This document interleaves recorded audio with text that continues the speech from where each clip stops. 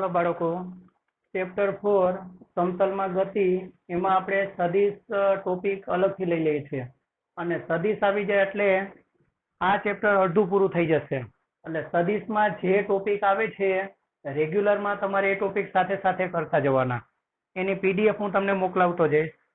ચાલો હવે સદિશમાં છેલ્લે આપણે સદિશના ઘટકો એવો ચોથો ટોપિક છેલ્લે જોયો હતો. ચાલો છેલ્લે આપણે સદિશના ઘટકો આ ટોપિક આપણે જોયો હતો, બરાબર. તો ચાલો આને સદિશ રૂપે કેવી રીતે લખાય એ બધી આપણે વાત કરેલી હતી. તો સદિશ એ બરાબર ax i cap plus ay j cap. આ તો આપણે સદિશ એનો ધારેલો સંકેત છે. બળ હોત ને બળ તો અહીંયા f આવે તો અહીંયા બી fx, અહીંયા fy. પછી પ્રવેગ હોત તો અહીંયા સ્મોલ a સદિશ is equal to ax i cap plus ay j cap. એટલે તમારે એની જગ્યાએ જે ભૌતિક રાશિ હોય એનો સંકેત લેવો. ચાલો ત્યારબાદ આનું મૂલ્ય તો અને આપણે અહીંયા લખી દઈએ ax અને ay તરીકે શું આવે. ચાલો જ્યાં ax બરાબર શું a cos થીટા અને ay બરાબર a sin થીટા. આ બંને સદિશના શું કહેવાય? ઘટકો કહેવાય. ચાલો બીજું આપણે હવે આ સદિશનું મૂલ્ય લેવું હોય, બરાબર. આ બંને ઘટકો આપ્યા હોય ને એના પરથી સદિશનું મૂલ્ય લેવું હોય. ચાલો મૂલ્ય કે માન. તો સદિશનું માન કેવી રીતે મળે? તો બંને ઘટકો છે ને પાયથાગોરસના પ્રમેય મુજબ બંને ઘટકોના વર્ગોનો સરવાળો, અને આમાં મૂલ્ય જ લેવાય. એટલે આઈ કેપ ને જે કેપ ને ભેગું નહીં લેવાનું. એટલે પહેલો ઘટક કયો? ax સ્ક્વેર પ્લસ બીજો ઘટક કયો? ay square. ચાલો આનાથી તમને સદિશનું મૂલ્ય મળશે, બરાબર. આનું હમણાં એક ઉદાહરણ લઈએ. આનું તો લગભગ આપણે નિશાની વાળું ઉદાહરણ લીધું હતું. હવે એક આનું લઈએ પછી. ચાલો હવે સદિશ એની દિશા શોધવી હોય. સદિશ એની દિશામાં આપણને ખબર છે એક અક્ષ સાથેનો ખૂણો શોધવાનો હોય. એ ખૂણો એ સદિશની દિશા બતાવે. તો આપણે શું લેતા? tan theta. થીટા પેલી બાજુ જાય તો તમને આ તો ખબર હશે. આપણે શું કરતા ત્યાં? ચાલો એનો y ઘટક એટલે ay બાય ax બરાબર tan થીટા. આમાંથી સૂત્રનો કરતા કોને બનાવવાનો? થીટા ને. તો tan પેલી બાજુ છેદમાં જાય, અંશમાં લ્યો એટલે ઇન્વર્સ કહેવાય. શું કહેવાય? ઇન્વર્સ. ખરેખર થીટા સાથે ગુણાકારમાં રહેલું tan પેલી બાજુ છેદમાં જાય. છેદમાં જાય એટલે પ્લસ એક ઘાત ગણાય ને, ઉપર આવે એટલે માઇનસ. આને tan ઇન્વર્સ કહેવાય. ay by ax. ચાલો આનાથી તમને સદિશ એની દિશા મળશે. આટલું આપણે જોયું હતું, બરાબર. અને આ તમારી બુકની એક થિયરી છે. એ થિયરી અગત્યની છે. પીડીએફ મોકલીશ એટલે એમાંથી તૈયારી કરી લેવાની, બરાબર. એ આપણે સમજાવેલું હતું. ચાલો આમાં એક નિસરણીનું એક ઉદાહરણ લીધું હતું. હવે આના ઉપયોગનો આપણે બીજો એક દાખલો લઈ લઈએ. ઉપયોગ કે ઉદાહરણ કહી દો ને, આના ઉપયોગનો એક બીજો દાખલો. ચાલો આ રીતે લખેલું છે. કોઈ પથ્થર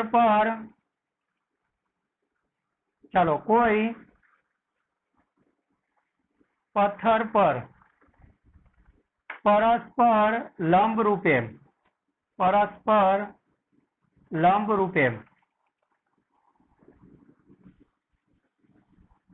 7 ન્યૂટન અને 9 ન્યૂટનના બે બળો લાગે છે. તો પથ્થર પર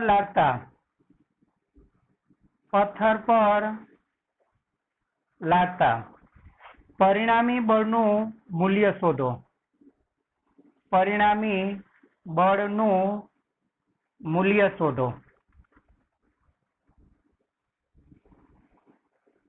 ચાલો, સદિશના ઘટકોનો ઉપયોગ.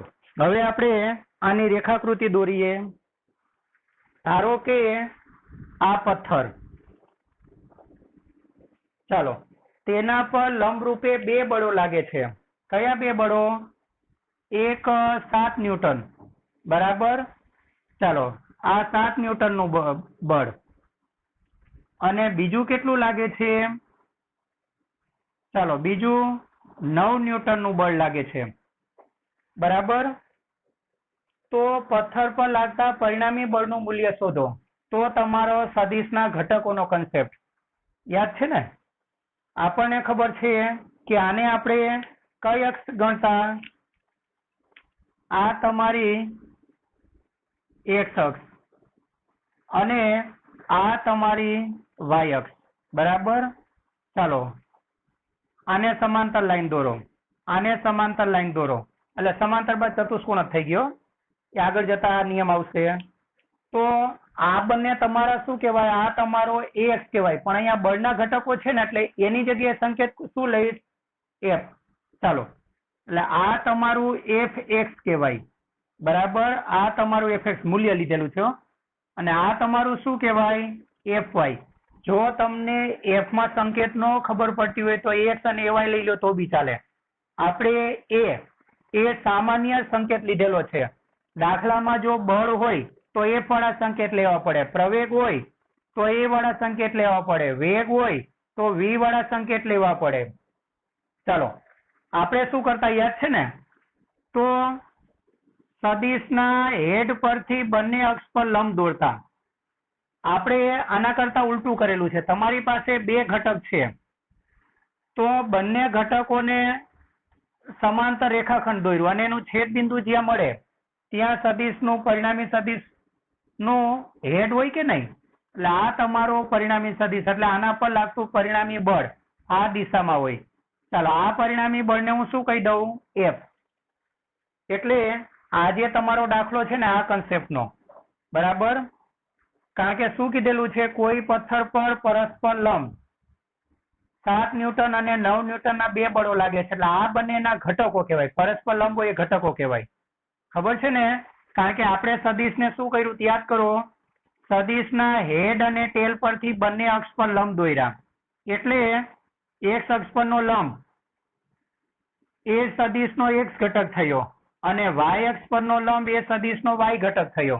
એટલે પરસ્પર લંબ હોય તે બંનેના શું કહેવાય? ઘટકો. અને સમાંતર બાજુ બને, જુઓ તો એ સમાંતર બાજુ ચતુષ્કોણનો જે વિકર્ણ છે ને, એ આગળ જતા વાત કરશું. આ એનું શું કહેવાય? સમાંતર બાજુ ચતુષ્કોણના વિકર્ણ. એ તમારો સદિશ કહેવાય, મૂળ સદિશ, પરિણામી સદિશ કહેવાય. આને મૂળ કે પરિણામી સદિશ કહેવાય. ને આ બંનેના શું કહેવાય? ઘટક. ચાલો, તમારે પરિણામી બળ એફ શોધવાનું છે.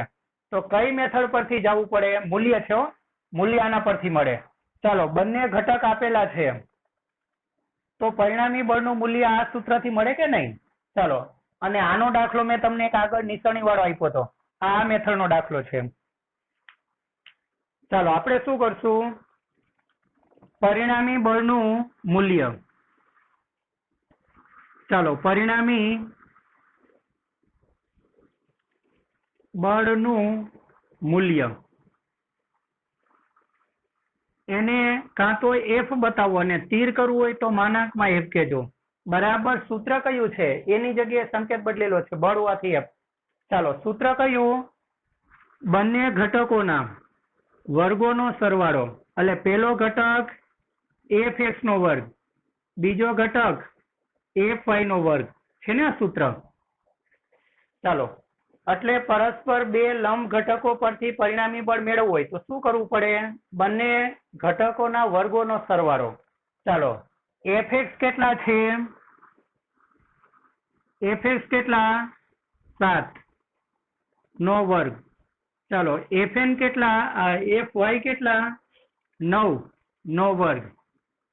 ચાલો, 7 નો વર્ગ 49 અને 9 નો વર્ગ 81. ચાલો, એનું વર્ગમૂળ કાઢીએ. એનું વર્ગમૂળ કાઢીએ. 49 પ્લસ 81 નું વર્ગમૂળ 11.4.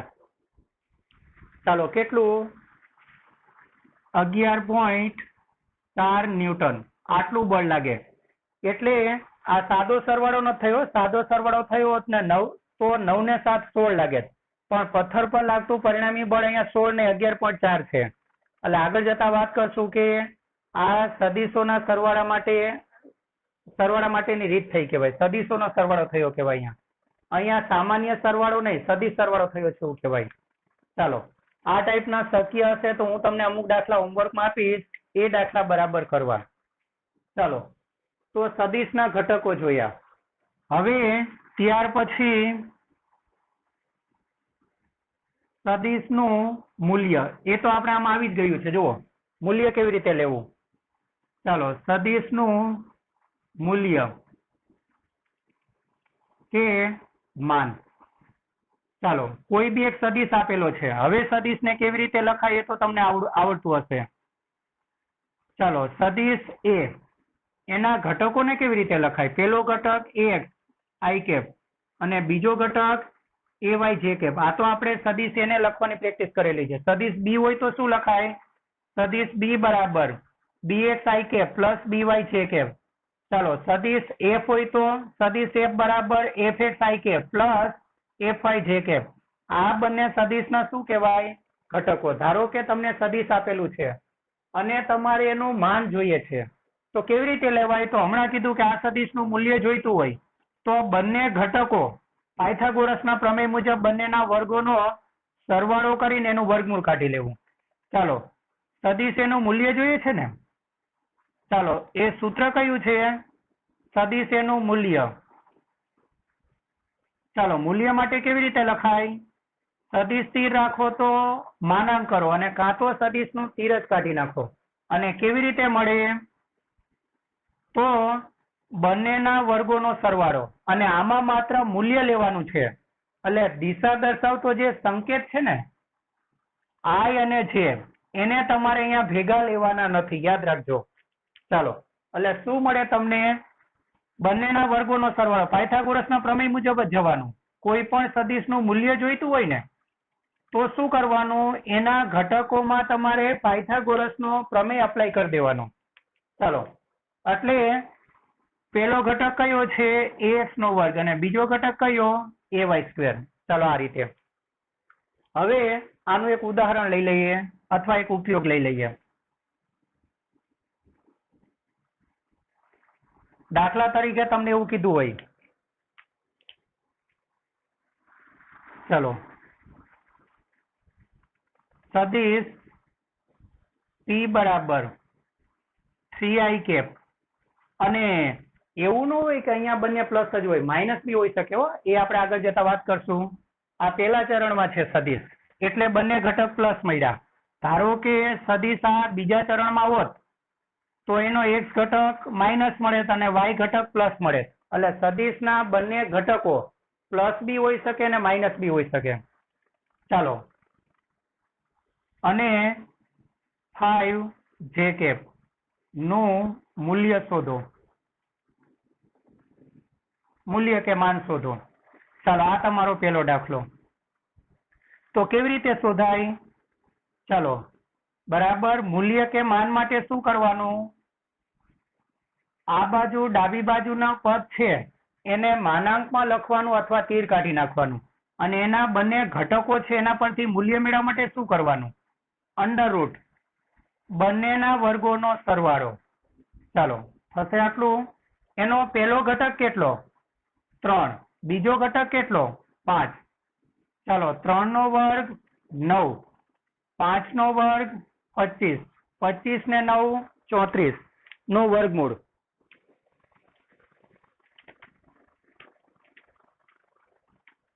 ચાલો એટલે 5.83. એટલે આનો જવાબ કેટલો આવે? 5.83. અને અહીંયા કોઈ એકમ નથી લખેલો એટલે એકમ નહીં લખવાનું. અહીંયા તો એકમ લખેલા હતા બંને ઘટકોમાં, ન્યૂટન એટલે ન્યૂટન લખ્યું, પણ આમાં કોઈ એકમ નથી. હવે તમને બંને ઘટકોના ચિહ્ન પરથી ખબર પડી જાય કે આ સદીશ કયા ચરણમાં હશે? પહેલા ચરણમાં. ચાલો હવે બીજો કોઈ એક સદીશ લઉં. ચાલો, સદિશ એ minus 6i cap plus 8j cap નું મૂલ્ય શોધો.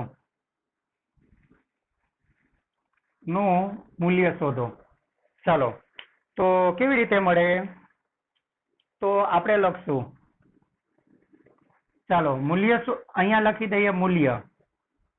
તો મૂલ્ય કે માન, તો ડાબી બાજુનો જે સદિશનો સંકેત છે એના ઉપર તીર રાખો તો માનાંક કરવાનું. ખબર છે ને સદિશને મૂલ્ય સ્વરૂપે કેવી રીતે દર્શાવાય? તો સદિશનું તીર રાખવું હોય તો માનાંક કરવાનું, કાં તો સદિશનું તીર જ કાઢી નાખવાનું. ચાલો, મૂલ્ય કેવી રીતે મળે? આ એના ઘટક કહેવાય. ઘટક પરથી સદિશનું મૂલ્ય જોઈતું હોય તો શું કરવાનું? ચાલો, બંને ઘટકોના વર્ગોનો સરવાળો આ યાદ રાખવાનો અને બંને ઘટકને ચિહ્ન સાથે લેવાના. ચાલો, પહેલો ઘટક કયો? -6. બીજો ઘટક કયો? 8. હવે બીજો ઘટક બી માઇનસ હોત ને તો માઇનસ ચિહ્ન એ કાઉન્સની અંદર આવે અને કાઉન્સનો આખાનો વર્ગ છે એટલે માઇનસ હોય તો બી એ હંમેશા પ્લસ જ થઈ જાય. એટલે -6 નો વર્ગ એટલે -6 નો વર્ગ એટલે 36 જ થઈ જાય ને, કારણ કે બેકી ઘાત છે એટલે માઇનસ નો વર્ગ એટલે પ્લસ થઈ જાય. અહીંયા બી માઇનસ હોત તો એ બી પ્લસ થઈ જાય.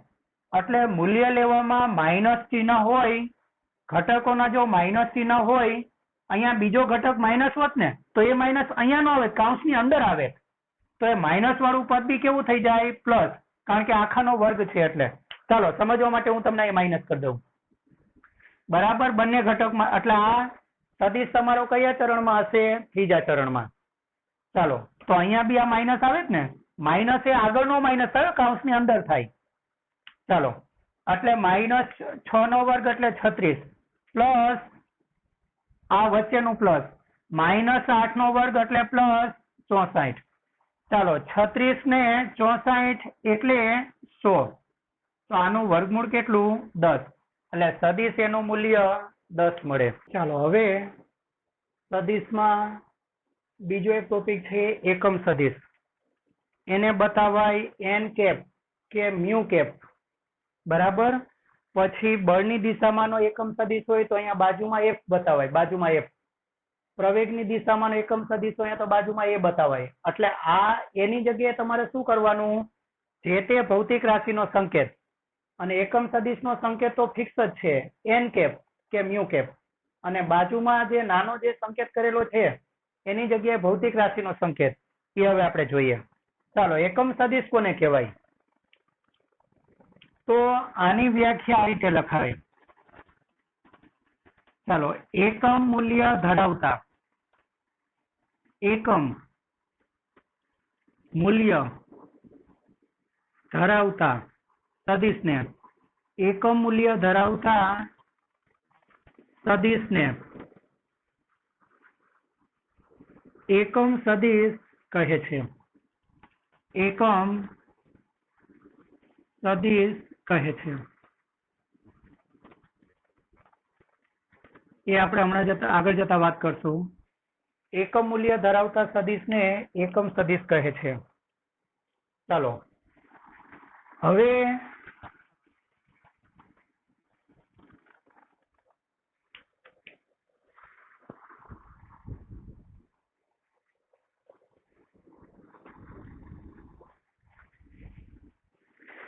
આપણે એક્સ વાય અને ઝેડ અક્ષની દિશામાં એકમ સદિશ કયા લઈએ છીએ તમને ખબર છે? ચાલો, આ એક્સ અક્ષ, આ વાય અક્ષ અને આ ઝેડ અક્ષ. બરાબર,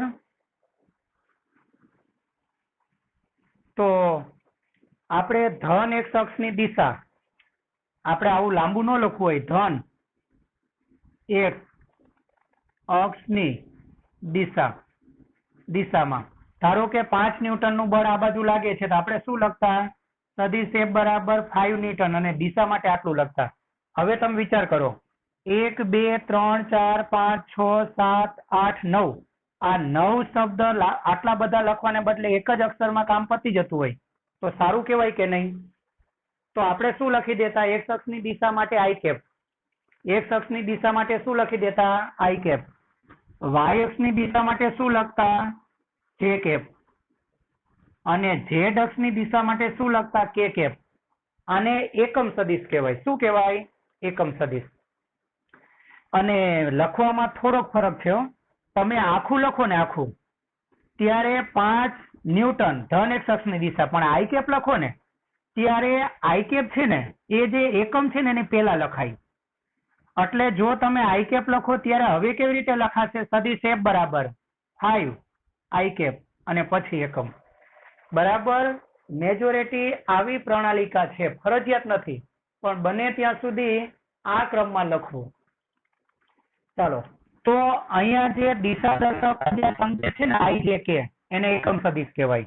એને શું કહેવાય? એકમ સદિશ. ચાલો, કાર્ટેશિયન યામ પદ્ધતિમાં એક્સ વાય અને ઝેડ દિશાના કાર્ટેશિયન યામ પદ્ધતિમાં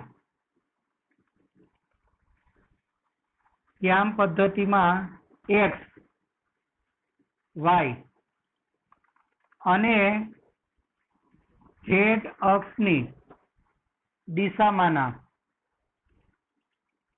એકમ સદિશો અનુક્રમે, ચાલો કયા છે એકમ સદિશો અનુક્રમે? કયા છે? એક્સ અક્ષની દિશામાં આઈ કેપ ને જે કેપ, અને ઝેડ અક્ષની દિશામાંનું કયું? કે કેપ છે.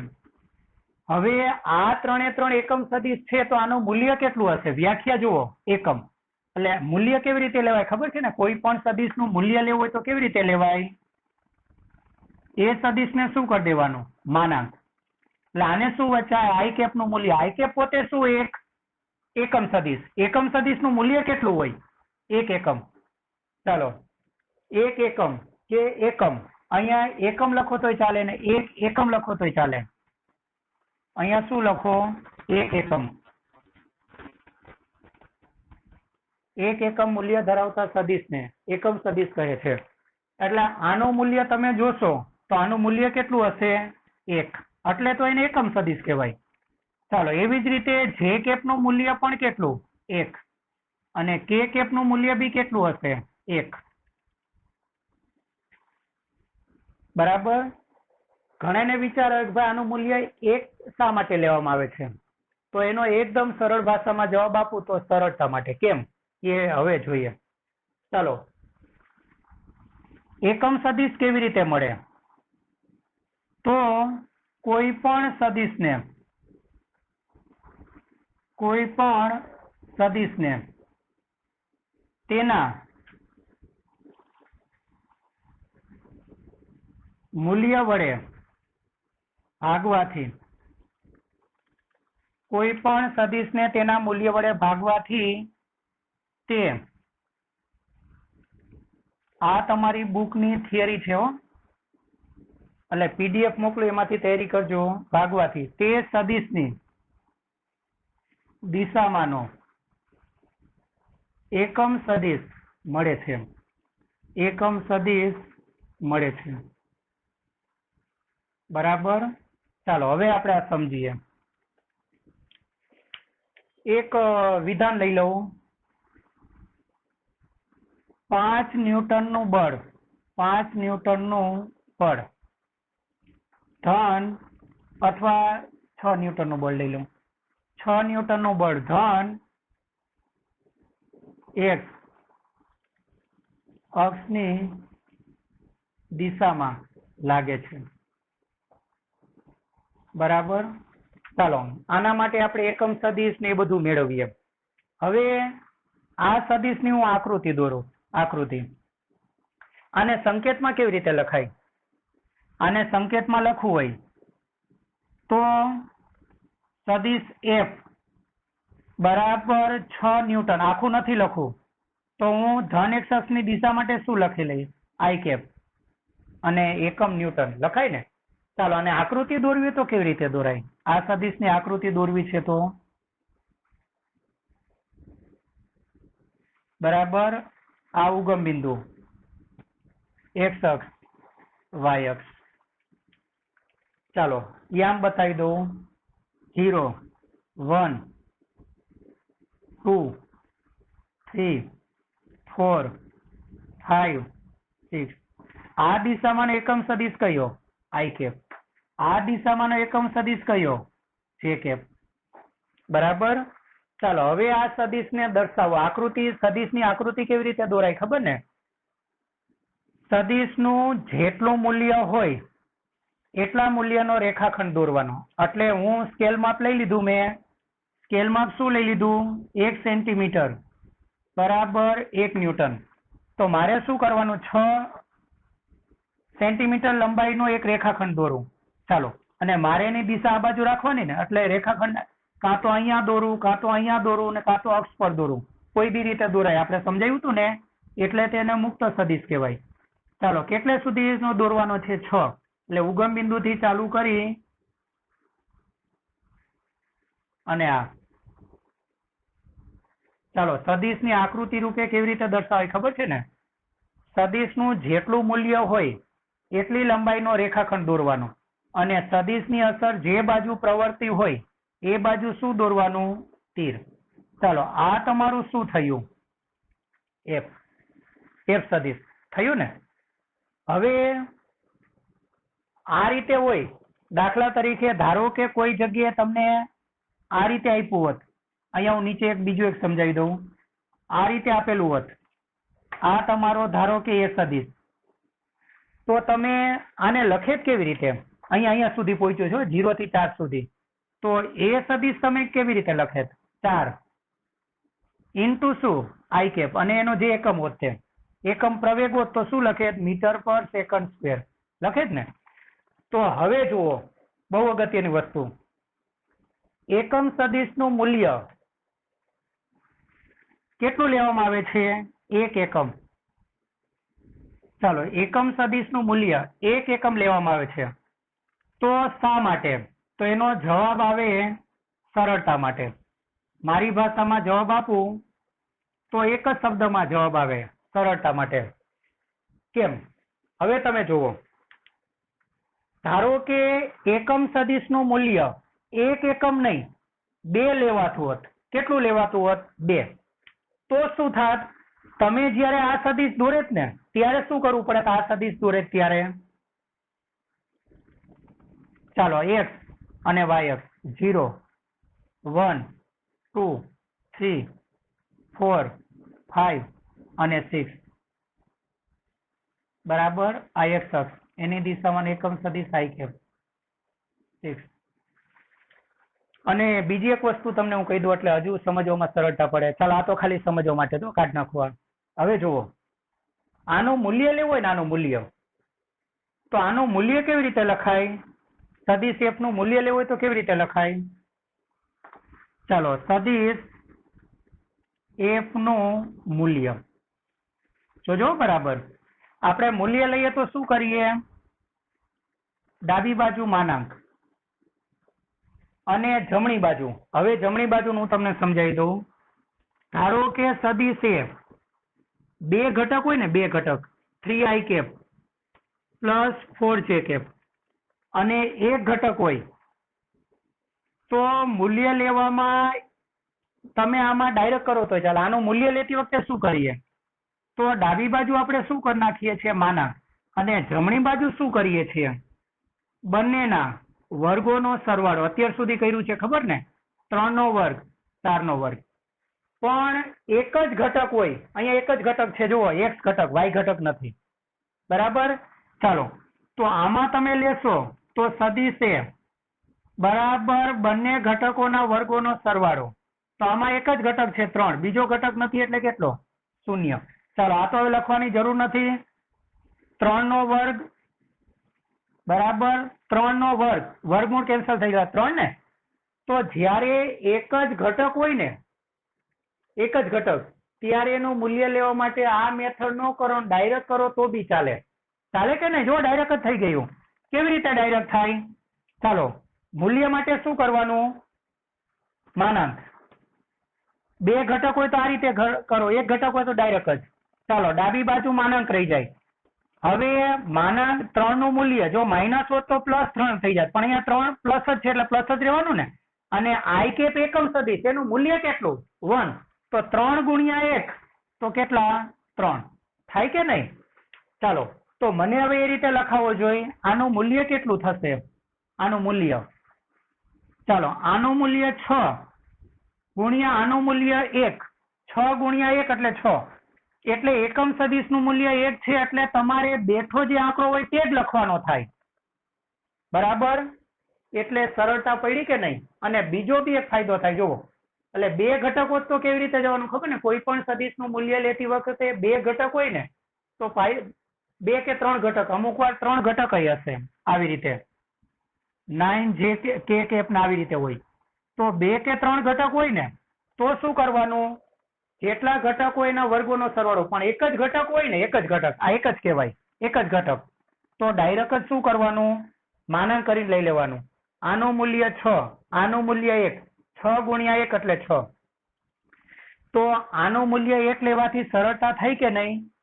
આનું મૂલ્ય લેતી વખતે શું કરવું પડ્યું, બાજુમાં જે આંકડો છે તે જ લખી દીધો. ધારો કે આનું મૂલ્ય 2 લેવાતું હોત ને 2, આનું મૂલ્ય 1 નહીં, કેટલું લેવાતું હોત 2, તો તમારે શું કરવું પડે, આનું મૂલ્ય તમે લેત ને ત્યારે શું થાત, ચાલો આનો માનાંક, તો આનો બી માનાંક ને, આનું મૂલ્ય લેવું છે, આનો માનાંક, ચાલો આનું મૂલ્ય 6, આઈ કેપ નું મૂલ્ય ધારો કે 1 નહીં, કેટલું લેવાય છે 2, તો હવે તમારે 6 દુ 12 કરવું પડે કે નહીં.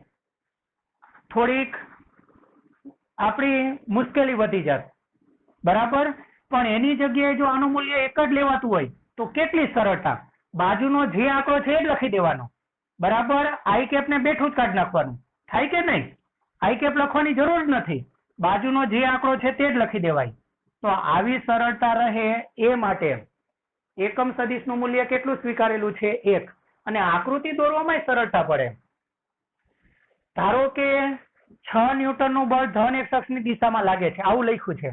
હવે એકમ સદિશનું મૂલ્ય 2 લેવાતું હોત ને તો આકૃતિ દોરતી વખતે તમારે આ કેટલું દોરવું પડે, આકૃતિ દોરતી વખતે તમારે કેટલાનું દોરવું પડે, આનું મૂલ્ય 2 લેવાય છે ને, તો આ 2 હોય તો ટોટલ 6 કરવા માટે આ જો 2 હોય તો આ કેટલા દોરવા પડે, 3 ને, તો તમારે આ સદિશ 3 દોરવો પડે.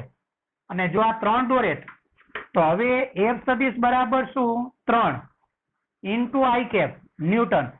હવે આનું તમે મૂલ્ય લઈએ તો 3, અને એકમ સદિશનું મૂલ્ય કેટલું, ચાલો 3, એકમ સદિશનું મૂલ્ય કેટલું 2, તો 6 ન્યૂટન થઈ ગયું. પણ આવું કરવામાં શું થયું, જુઓ, સદિશની આકૃતિ દોરવાની પદ્ધતિ ખોટી સાબિત થઈ ગઈ. આકૃતિ દોરવાની પદ્ધતિ શું કહે છે, સદિશનું જેટલું મૂલ્ય હોય તેટલી લંબાઈનો રેખાખંડ દોરવો પડે. જો એકમ સદિશનું મૂલ્ય 2 એકમ લેવાતું હોત ને તો તમારે રેખાખંડ કેટલો દોરવો પડે, તેના કરતા અડધા મૂલ્યનો, તો સદિશની વ્યાખ્યા જ ખોટી પડી જાત. હવે જેટલું મૂલ્ય છે એટલા જ મૂલ્યનો રેખાખંડ ક્યારે દોરી શકાય, જો સદિશનું મૂલ્ય કેટલું સ્વીકારવામાં આવે 1, એટલે 1 સ્વીકારવામાં આવે છે. ચાલો, એટલે એકમ સદિશનું મૂલ્ય કેટલું સ્વીકારવામાં આવે છે 1 એકમ, આટલું ધ્યાન રાખવાનું. અને એનું કઈ બહુ વિશેષ કઈ ખાસ કારણ નથી, એક મૂલ્ય લેવાનું એક જ કારણ છે, આકૃતિ દોરવામાં ગણતરી કરવામાં સરળતા પડે ને એટલા માટે. ચાલો હવે આપણે એકમ સદિશ મેળવીએ. ચાલો આપણે કોની દિશામાં એકમ સદિશ મેળવીએ, f ની દિશામાં. કોઈ પણ સદિશને તેના મૂલ્ય વડે ભાગવાથી તે સદિશની દિશામાં એકમ સદિશ મેળવીએ. અહીંયા કયા સદિશની વાત કરશું, f. ચાલો આપણે લખશું, મને આકૃતિ જોઈને કયો, f સદિશનું તીર જે બાજુ છે ને, f સદિશનું તીર આ બાજુ છે, તો એ દિશામાંનો એકમ સદિશ કયો, જુઓ આઈ કેપ. તો એ હમણાં મળી જશે. કેવી રીતે મળે, તો કોઈ પણ સદિશને, એટલે કે આને, આ સદિશ છે જુઓ f સદિશ છે ને, કોઈ પણ સદિશને તેના મૂલ્ય વડે ભાગવાથી, આ f સદિશ આ એનું મૂલ્ય, એટલે આને આના વડે ભાગશો ને તો તમને f ની દિશામાં એકમ સદિશ મળી જશે. ચાલો f ની દિશામાંનો એકમ સદિશ, f ની દિશામાંનો એકમ સદિશ. ચાલો, એકમ સદિશને શેના વડે બતાવાય? N cap. અને કઈ સદિશની દિશામાંનો જોઈએ છે? તો બાજુમાં એ સદિશનો સંકેત. કયા સદિશનો સંકેત આપશું? એફ. ચાલો, કેવી રીતે મળે? તો એ સદિશને એટલે કે એફ ને તેના મૂલ્ય વડે ભાગવાનું. ચાલો, એટલે આપણે ગુણોત્તર કોનો લેવાનો? ઉપર એફ સદિશ અને એને નીચેનું મૂલ્ય એટલે માનાંક. થશે આટલું. ચાલો, એફ સદિશ કેટલા છે? 6 i કેપ અપોન એનું મૂલ્ય કેટલું? 6. ચાલો, અંશ અને છેદમાંથી 6 કેન્સલ થાય તો જવાબ તમારો શું આવી ગયું? આઈ કેપ મળી ગયું ને. ચાલો, એફ જે દિશામાં હતો, એફ ની દિશા જોવો, એફ જે દિશામાં હતો એ દિશામાંનો એકમ સદિશ મળી ગયો કે નહીં? તો એફ ની દિશામાંનો એકમ સદિશ તમને કયો મળી ગયો? I cap. એટલે એકમ સદિશ કઈ રીતે મળે? કોઈ પણ સદિશને તેના મૂલ્ય વડે ભાગવાથી તે સદિશની દિશામાંનો એકમ સદિશ મળે. ચાલો, આ થિયરીમાં આટલું ધ્યાન રાખવાનું. હવે કેટલાક ઉદાહરણ લઈએ. એકમ સદિશ શોધવાના ઉદાહરણ. ચાલો, પેલું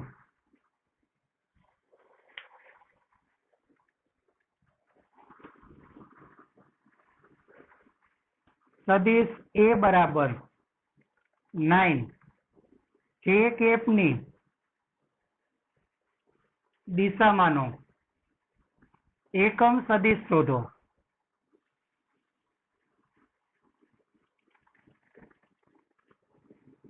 ચાલો, આમાં ડાયરેક્ટ ખબર પડી જાય. સદિશ એ કઈ અક્ષની દિશામાં છે? સદિશ એ વાય અક્ષની દિશામાં. તો એનો એકમ સદિશ કયો? જે કેપ. પણ છતાંય આપણે મેળવી લઈએ. ચાલો, સદિશ અને નીચેનું મૂલ્ય જોઈએ ને. સદિશ એ નું મૂલ્ય. ચાલો, સદિશ એ નું મૂલ્ય એટલે ડાબી બાજુ માનાંક કરી નાખો અને જમણી બાજુ પણ માનાંક. બે ઘટક હોય તો પાયથાગોરસના પ્રમેય રીતે જવું પડે. એક ઘટક હોય ડાયરેક્ટ માનાંક. ચાલો, માનાંક કરો. માનાંક ને આનું મૂલ્ય કેટલું? 9. આનું મૂલ્ય કેટલું? 1. 9 ગુણ્યા 1 એટલે 9 ને. ચાલો, એટલે 9. સદિશ એનું મૂલ્ય 9. માટે કોની દિશામાંનો એકમ સદિશ? સદિશ એની દિશામાંનો ને. જે સદિશ હોય એની દિશામાંનો એકમ સદિશ મળે. સદિશ એ જે દિશામાં છે ને, સદિશ એ કઈ દિશામાં છે જુઓ, જે કેપ. તો એની સદિશ એ કઈ દિશામાં છે? આના પરથી મને કયો, વાય દિશામાં ને. તો એની દિશામાંનો એકમ સદિશ મળી જવાનું. ચાલો, સદિશ એની દિશામાંનો એકમ સદિશ.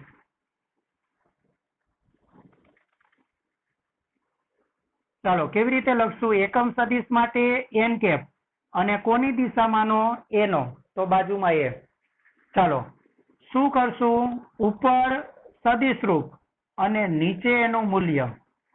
ચાલો, સદિશ રૂપ કેટલા છે? 9 જે કેપ અને નીચે 9 કેન્સલ થાય તો એની દિશામાંનો એકમ સદિશ કયો મળ્યો? જે કેપ.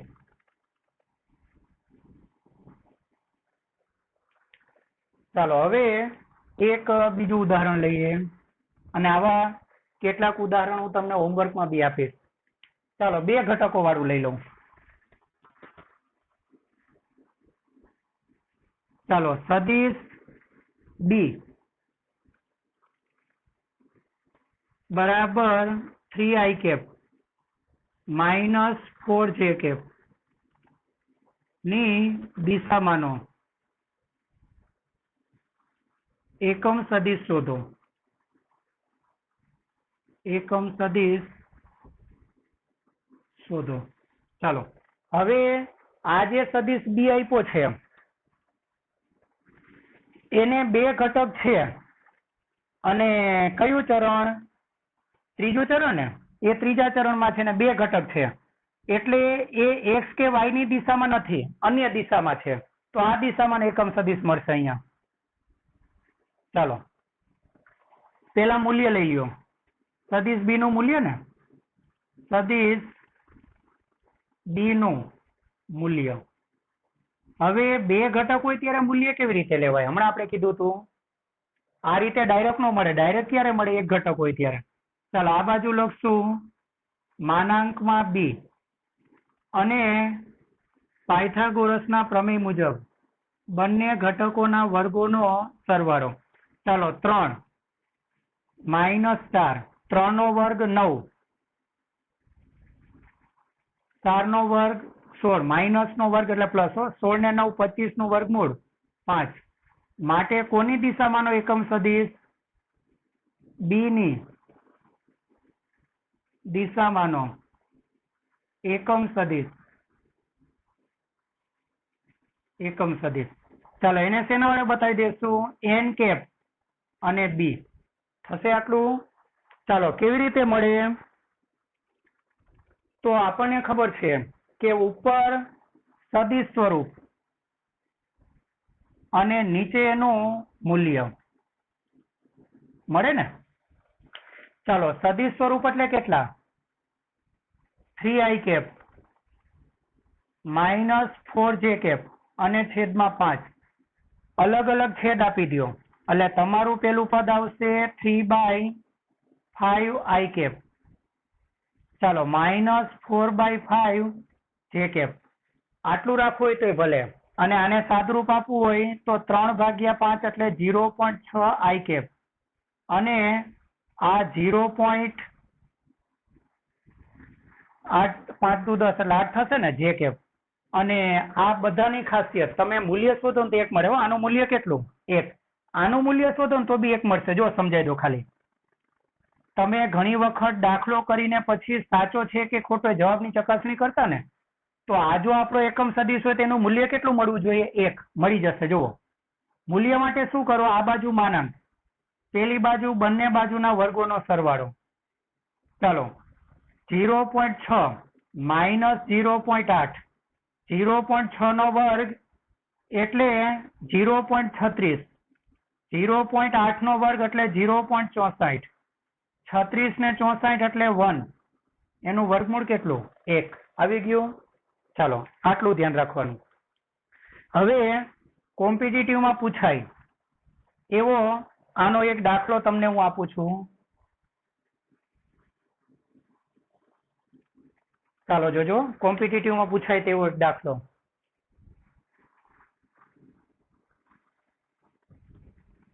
જો સદિશ p બરાબર 0.3i cap -0.4 j cap plus m k cap એકમ સદિશ હોય તો અજ્ઞાત પદ કયું છે આમાં? m બરાબર ખાલી જગ્યા. ચાલો કોમ્પિટિટિવમાં આવું આવશે તો m બરાબર ખાલી જગ્યા. અને આ દ્વિપરિમાણ હતું, આ ત્રિપરિમાણ. ત્રિપરિમાણ હોય તો કઈ નહીં કરવાનું. અહીંયા શું કરવાનું? 2 ઘટક હતા ને તો 2 નો વર્ગ કર્યો. 3 ઘટક હોય તો 3 નો વર્ગ થાય. બીજું કઈ ફરક ન પડે. ચાલો આ તમારો કયો સદિશ? આ p. કેવો સદિશ?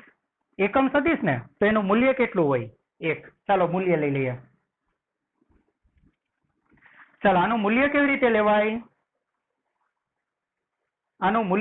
લેવાય? યાદ કરો જોઈ. ડાબી બાજુના પદને માનાંક કરાય અને જમણી બાજુ શું કરાય? એક ઘટક હોય તો ડાયરેક્ટ કરી નાખવાનો. 2 કે 3 ઘટક હોય ને એટલે પાયથાગોરસના પ્રમેયની રીતે પેલા પદનો વર્ગ, બીજા પદનો વર્ગ, ત્રીજા પદનો વર્ગ. ચાલો પેલું પદ કેટલું છે? 0.3 ચિહ્ન લેજો પણ કૌંસમાં.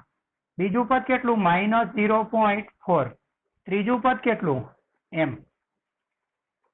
અને આ તો બધા આની વેલ્યુ 1 એટલે જ્યારે મૂલ્ય લેવાનું હોય ત્યારે i j k ભેગું ન લેવાય કારણ કે એ તો સદિશ કહેવાય. મૂલ્યમાં એ ન આવે. ચાલો પરંતુ p કેવો સદિશ હોવાથી? ચાલો p એકમ સદિશ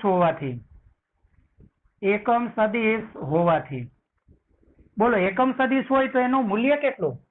1 એકમ. એટલે આ પદ કેટલું કહેવાય? 1 કહેવાય કે નહીં? ચાલો આ બાજુ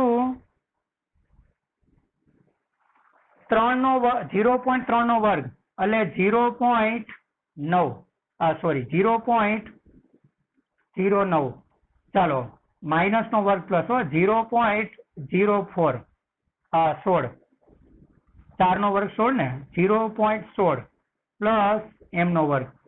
ચાલો હવે આ શોધવાનું છે એટલે એને વર્ગમૂળમાંથી કાઢવા માટે બંને બાજુ વર્ગ કરો.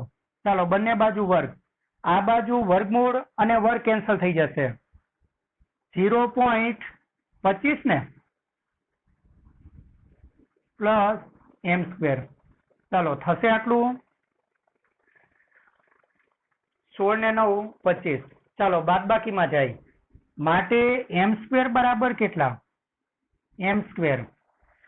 ચાલો 1 નો વર્ગ 1 માઇનસ બાદબાકીમાં જાય 0.25 તો m સ્ક્વેર બરાબર કેટલા? 0.75 અને એનું વર્ગમૂળ કાઢીએ. વર્ગ દૂર કરો તો આ કેટલા લખાય? વર્ગમૂળમાં 0.75. આ જવાબ લાવો અને પ્લસ માઇનસ ચિહ્ન એ તમને કીધેલું હશે ઓપ્શનમાં અને ન કીધું હોય તો પ્લસ લેવાનું. ચાલો 0.75